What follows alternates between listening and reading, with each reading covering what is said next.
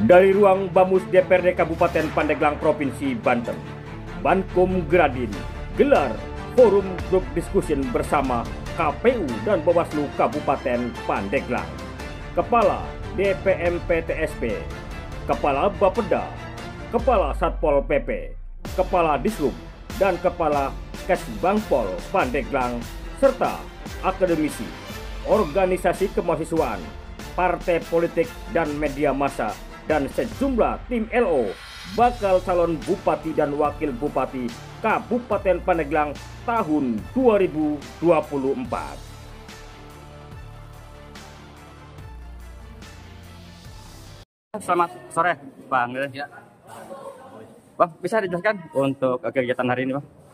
Kegiatan hari ini sesuai dengan tema kita yaitu kepastian hukum terhadap pemasangan alat peraga kampanye dalam pemilihan bupati dan wakil bupati Kabupaten Pandeglang. Justru itulah FGD ini dilaksanakan untuk memastikan apakah yang ada di bahu jalan, di trotoar, kemudian di billboard itu alat kampanye atau bukan. Dari situ kita berangkatnya, sehingga regulasinya ada di PKPU RI nomor 4 tahun 2017, khususnya pasal 68 huruf I.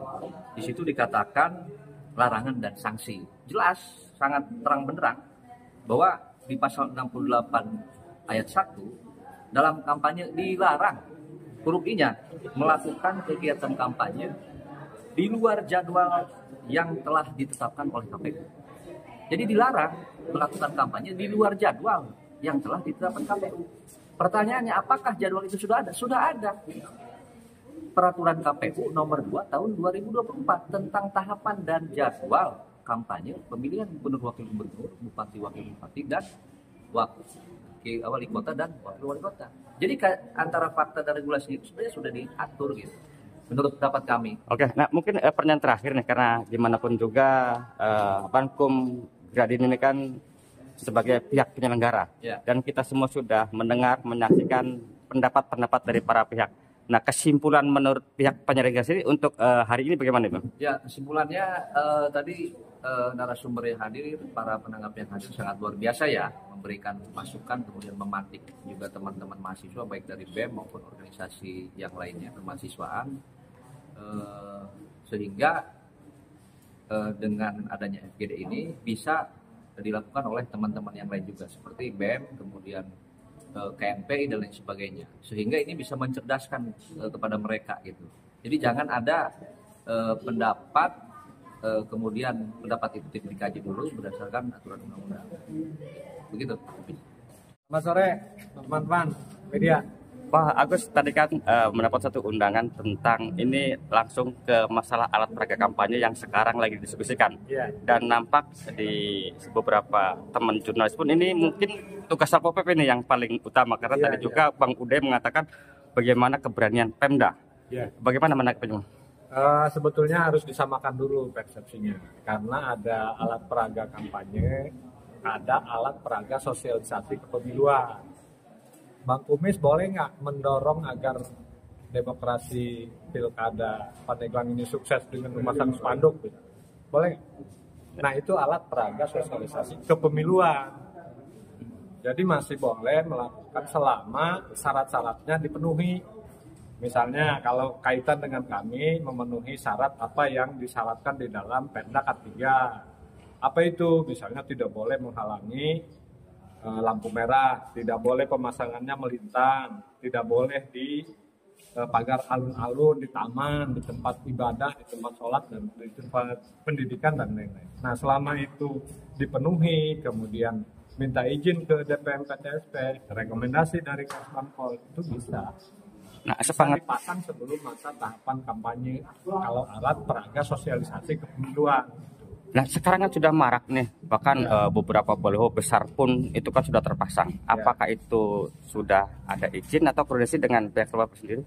Nah, menurut info dari teman-teman DPMPTSP tadi belum, oleh karena itu saya dorong karena sudah kita sampaikan tuh syaratnya ada izin. Karena kenapa harus ada izin dari Kesbangpol? Karena nanti Kesbangpol yang menilai apakah ini masuk kategori alat peraga kampanye atau alat peraga sosialisasi kepemiluan. Karena ada beberapa materi di dalamnya, misalnya kalau alat peraga sosialisasi kepemiluan itu biasanya hanya memperkenalkan diri, tidak mengajak. Nah, kalau alat peraga kampanye kan ada ajakan lah di sini. Itu bedanya dan teman-teman. Dilihat di tadi yang di peraturan bupati nomor 53 tadi tahun 2023, ya kan, ada surat, ya. Biar saya sebutin aja ya, di pasal 4, ya, itu tentang perizinan nih di peraturan bupati nomor 53 yang tadi. Pemasang APS sebagian dimaksud pasal 3 wajib memiliki izin, wajib. Pemberian izin sebagaimana ini diberikan oleh DPM PTSB. Perizinan, rekomendasi teknis, ya kan, dimaksud pada pasal 4 ayat 2 dilakukan secara tertulis kepada kepala Kesbangpol. Secara tertulis berarti kan ada permohonan Kesbangpol, ya kan. Kemudian dengan persyaratan bagi berikut: fotokopi KTP, surat pengantar dari pimpinan partai politik, surat pengantar dari pimpinan partai politik jika pemohon sebagai bakal calon peserta pemilu dan partai politik.